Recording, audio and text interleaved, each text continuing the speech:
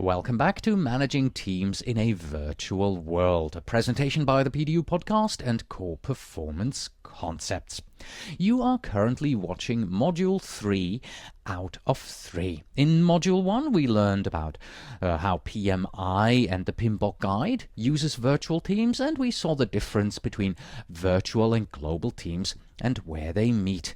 In Module 2, we looked at the 5 steps of team building, and we also looked at conflict management and performance appraisal. And now, as we're heading into the final module, Module 3 here, we are first going to do a case study of Busy Foods Incorporated.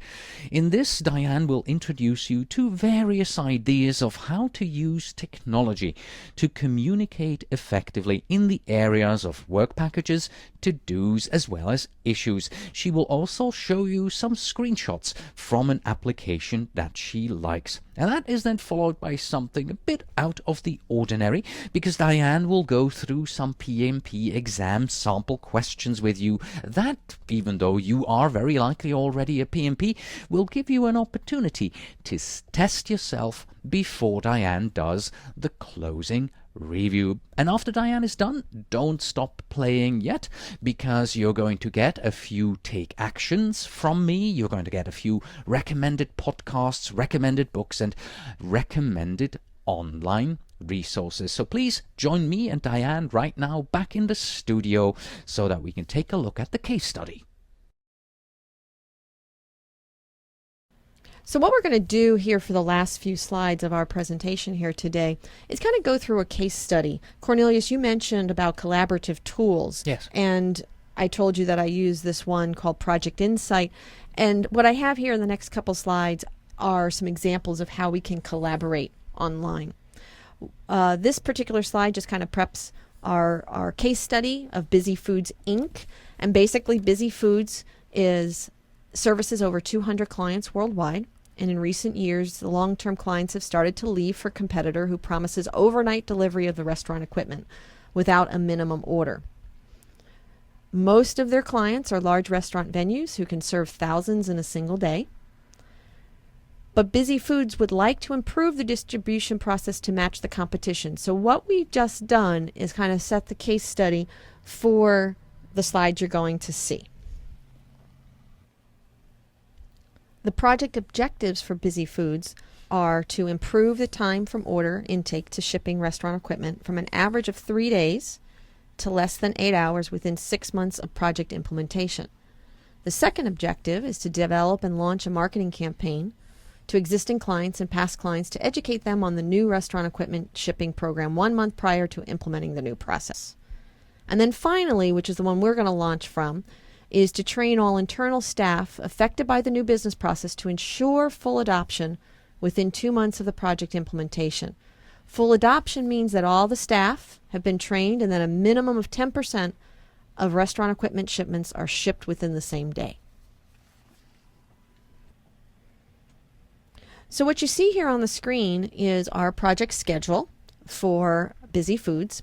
And what we've circled here is design training materials, because this is the deliverable that's being affected by this project. Now, the case study right now is they've decided that they're going to outsource designing the training materials to an organization overseas. So how are we going to do that? How are we going to get them to do the right thing on the project for designing training materials? So now that we've set the stage for our case study, we want to talk about using technology to communicate effectively. We're going to cover 3 primary areas. How do we communicate work packages? How do we communicate to-dos? And how do we communicate issues? Right, and does this tie back to what you said almost at the very beginning of the presentation when I asked you what is your biggest challenge? And that was being able to tell people on the other side what exactly it is that's expected.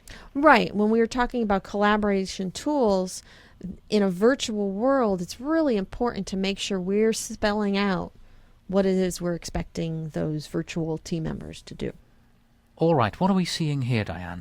Well, this is a particular work package for this project for Busy Foods. And if you look at the area that's circled, it is documentation as to what this work package is all about. It talks about a description about creating the materials. It talks about the resources. The business analyst will perform this function with review by the project manager. It also talks about quality requirements. And this is an internal training that they're developing, this offshore team. Therefore, the documentation can be created on Word, PowerPoint. There's no budget for having a graphics designer included. So what that does, it sets the stage as expectations.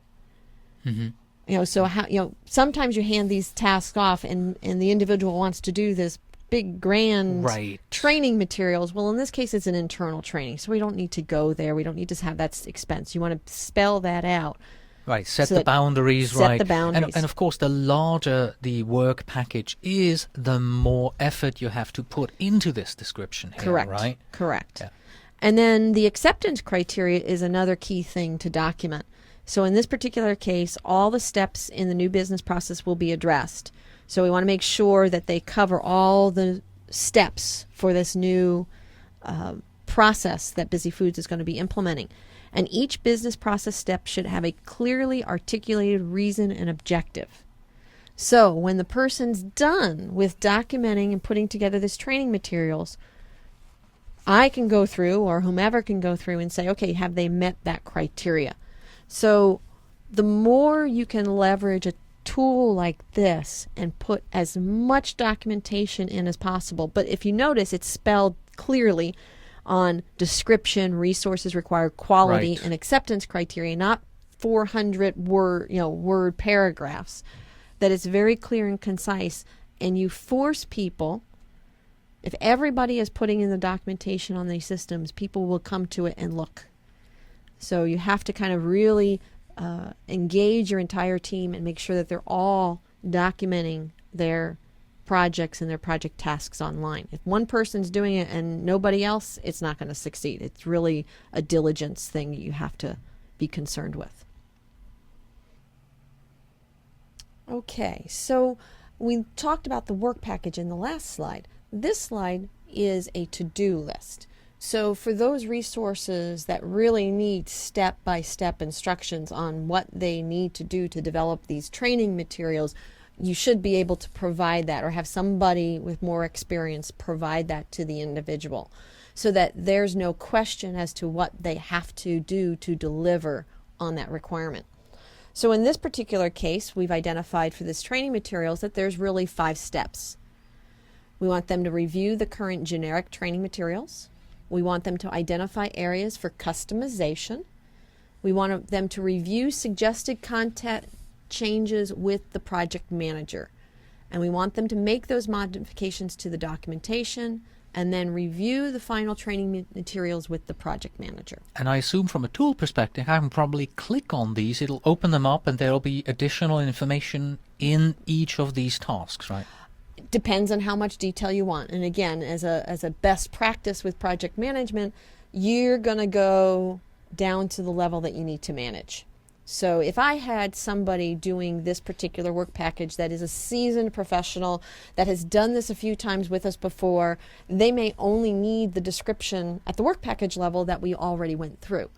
This is put out there for an individual that may be new, because we said we're going to be offshoring this to a new entity. We want to make sure that they don't continue to increase the scope unnecessarily. Right. And the third area that we want to show you is how do you manage issues in a collaborative tool such as this. And right here, we've identified that the individual that's offshore had the ability to go in and add an issue into the system. And as we mentioned in the last slide, they're supposed to review the generic training materials. Well, they didn't get them. So it's difficult if you don't have your input. Right. So if let's say the person's out there in India and it's midnight, California time, and they can put in the issue into the system, then when the project manager logs in the morning, pops the issue, and they can address it fairly quickly. Email is not necessarily the best way to handle these kinds of things, because most of us realize that we get way too many emails and it gets buried. Yeah. So again, being diligent about utilizing a tool is very important, so that you go into this tool on a regular basis or all the time, and you'll get these various alerts so that you can respond to them appropriately, and less noise than in an email type of system. Because we've used the word tool about 15 times now in the past three slides. I think about 25 times. At least. We also have to mention that a fool with a tool is still a fool. So if there are project managers out there watching this at the moment, they say, but I don't have a tool like this. I can't do that because it's not provided to me. That's not really the point. The point is that if you have virtual teams, you have to assign work packages, you have to have to-dos, you have to have an issues list. And the tool that you've seen here, Project Insight, is just one way of doing it. If you don't have a tool, well then find another way of doing it. Do you happen to have SharePoint installed on your intranet? Well then use some kind of a SharePoint list and share the information through there. Route your work packages, your to-dos, your issues through the existing infrastructure that you have. And if the infrastructure that you have is non-existent, well, there are free tools out there that you may be able to use on the public internet if security is not an issue, like Google Docs, for instance. That's a very simple and effective way how you can manage these kind of exchanges, but only if security and privacy is not an issue. If you're working on government contracts where that is an issue, then this is definitely out of the question. But in situations where that's not really a big requirement, you can go with these low-cost tools that are available to you for free. Now that we've kind of gone through the concepts of managing in a virtual world, what we want to do is something a little different here. We know and recognize that a lot of you that are listening to this lecture today are already PMPs, but many of you are not. And we like to give a little sample, little taste of what it might be to take some of the PMI exams. And it also kind of applies some of the concepts we've been talking about through this entire podcast. So what we're going to see here is a sample question. I'll read through the question itself, and then we'll bring up the answers. We'll give you some time to think about it, and then we'll show the answer and an explanation as to why the answer was the most appropriate answer. So if we're ready to go, we'll get started. So the first question here is, you're the project manager on a software implementation project. 2 of your development resources are located on the west coast of the United States, while the rest of the team is located on the east coast in the same building. You don't have any budget to co-locate the 2 west coast resources. You may want to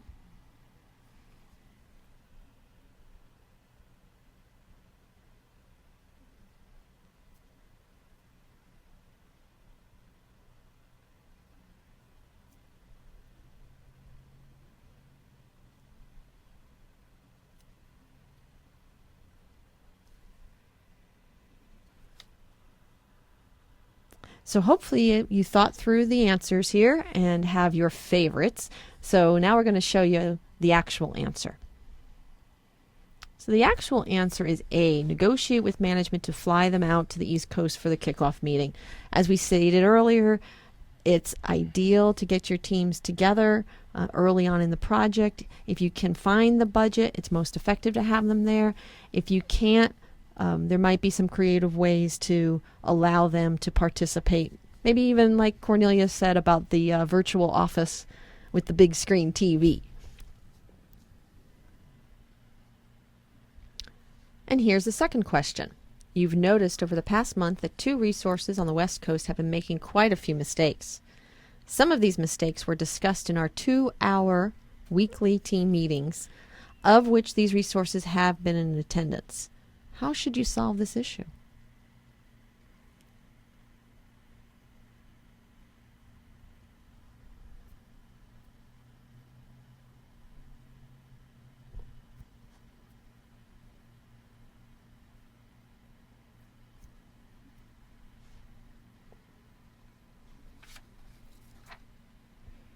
And the answer is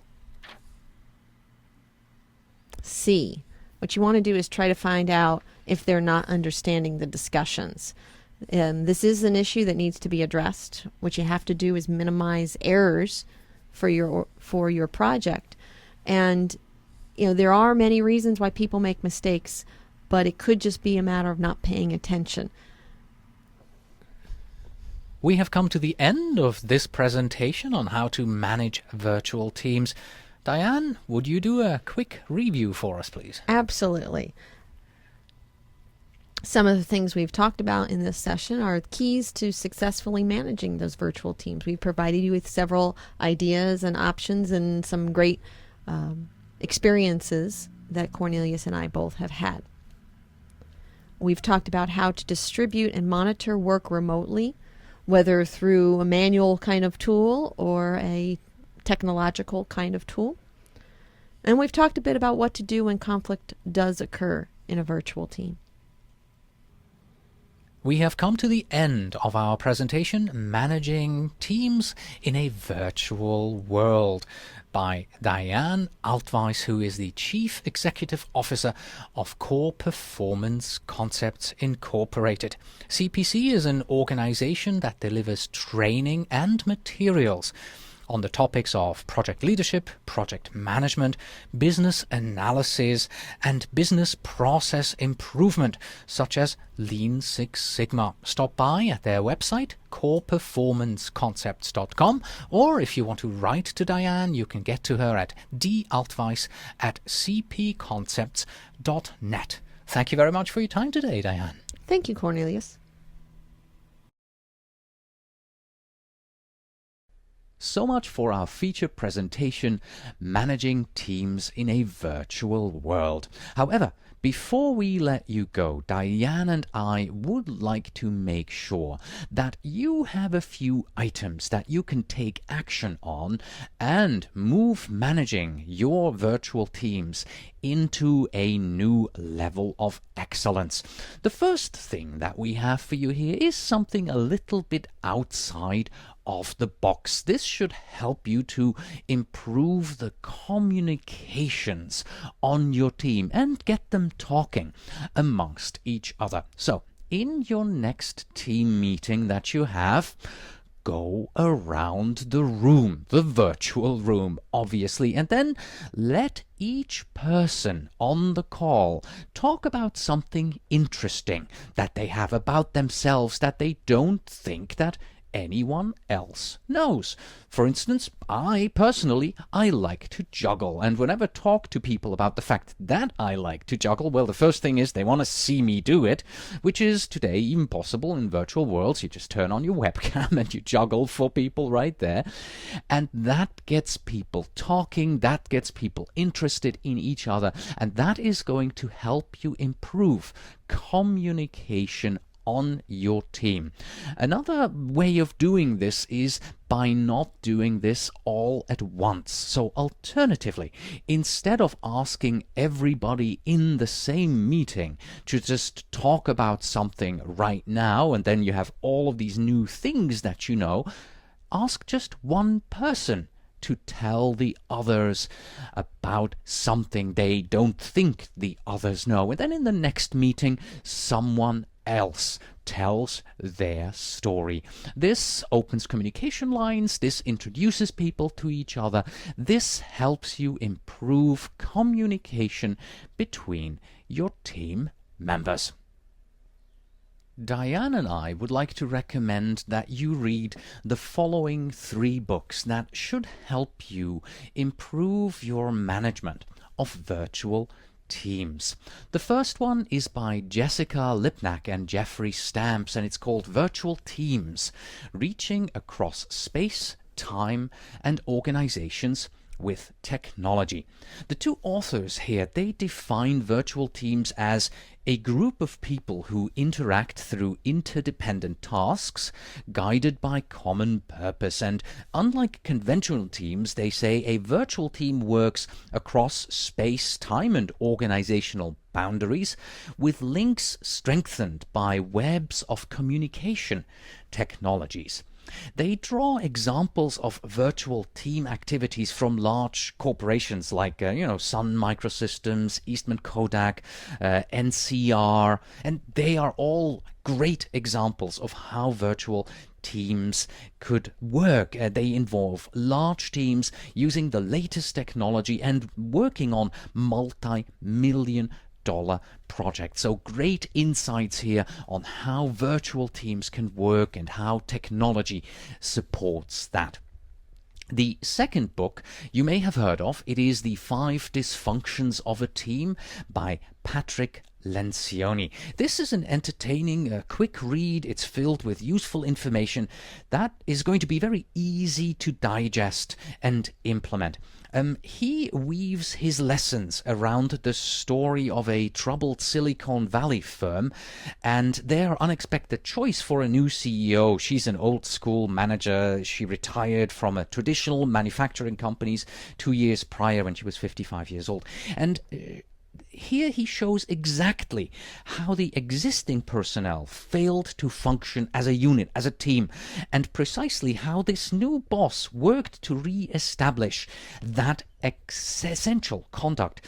In the book's first part, he colorfully illustrates the way how that teamwork can elude everybody, even the most dedicated individuals. And then when you have a great leader, it can be restored. In the second part, and this is probably where it really is applicable to the virtual teams, he details the 5 dysfunctions that he's talking about. And by the way, they are absence of trust, fear of conflict, lack of commitment, avoidance of accountability, and inattention to results. And with those, he gives you a questionnaire.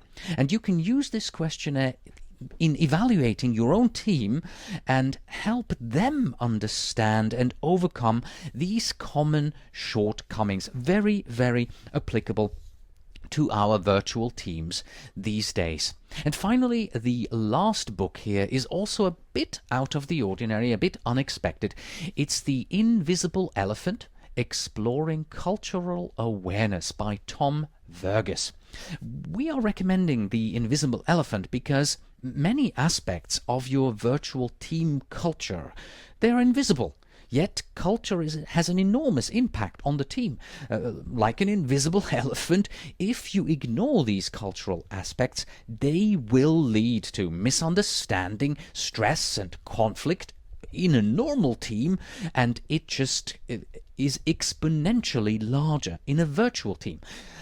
Addressing culture as this invisible elephant in your virtual team can enhance productivity, improve teamwork, and create, well, more joy in the work for everybody. Dealing with cross-cultural issues can be like trying to control an invisible elephant as well.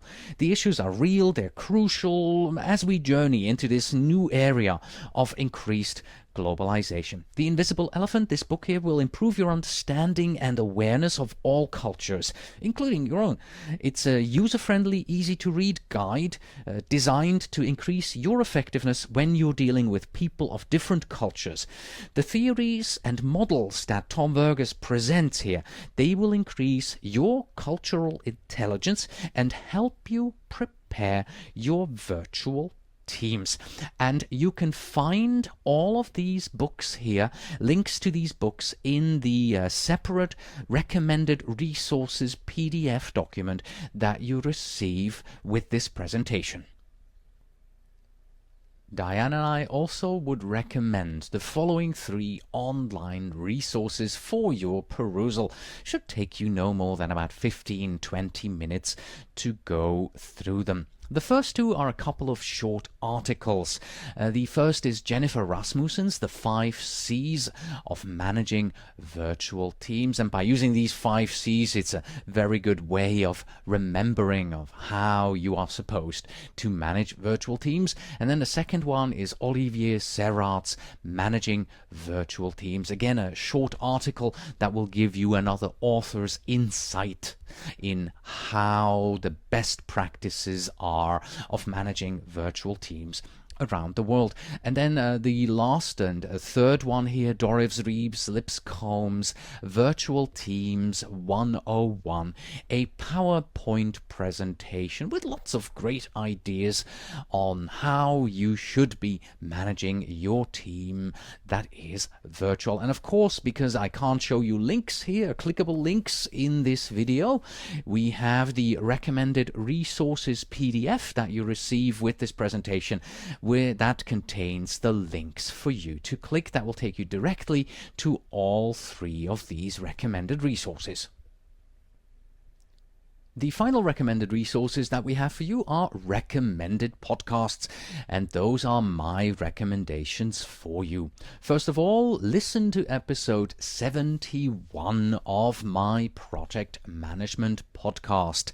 This is an interview that I did with Adrian Keene. If I remember right, it's about 45 minutes long on effective virtual management. We go very deep into some of these topics of managing virtual teams.